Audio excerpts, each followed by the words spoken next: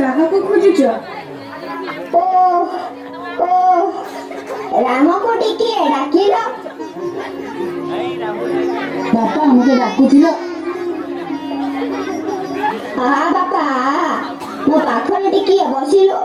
ମୁଁ କଣ ଭଲ ହେବି ରାମ? ହଁ ବାପା, ତୁମେ ଠାକୁରକୁ ଡାକ, ସେ ତୁମକୁ ନିଶ୍ଚୟ ଭଲ କରିଦେବେ। ରାମରେ ଦୋକାନ ମୋହର ଜୀବନ, ଏ ବୁଢ଼ୀଟା ମୋହର ଗଣ୍ଠି ଧନ। ତୁ ହେଲୁ ମୋ ବଡ଼ ପୁଅ, ମଲା ପରେ ତୁ ମୋ ମୁହଁରେ ନିଆଁ ଦେବୁ, ଦୋକାନକୁ ନିଗା ରଖିଥିବୁ।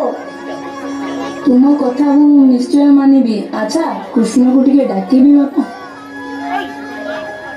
ହଁ ଡାକୁନୁ, ତାକୁ ଟିକେ ଦେଖିବି। ଓ ହେ ବୋଉ, ଚାକର ଟୋକାକୁ କହିଲୁ ଦୋକାନରୁ କୃଷ୍ଣକୁ ଶୀଘ୍ର ଡାକି ଆଣିବ। ଆରେ ରାମ, ମୋ ପାଟିର ଟିକେ ମହାଦ ପାଣି ଦିଅ, ଜୀବନ ଯିବାକୁ ଆଉ ବେଶୀ ଡେରି ନାହିଁ ରେ ବାପା। ମୋ ଦୋକାନକୁ ତମେ ହେଳା କରିବ ନାହିଁ ରେ ବାପା। ଓ ଓ ତୁମେ କଣ ଏମିତି ବାଇଆ ବାତରଙ୍ଗ କରି ହେଉଛ ବା? ପିଲା ଗୁଡ଼ିକ ଡରିବେ, ବୋଉ ଭୁଆ ଶୁଣି ବୋବାଳି ଛାଡ଼ିବେ। ମୋ ଭାଗ୍ୟ। ଓହୋ ଓ ବାପା ମତେ ଖୋଜୁଥିଲେ? ହରେ କୃଷ୍ଣ, ଆସିଲୁ ଆସିଲୁ, ମୋ ପାଖରେ ଟିକିଏ ବସିଲୁ। ମତେ ଆଜି କାହିଁକି ଜମା ଭଲ ଲାଗୁନାହିଁ। ଦୋକାନକୁ ଜଗିଥିବୁ, ବାପା ବୋଉ କଥା ବୁଝିବୁ।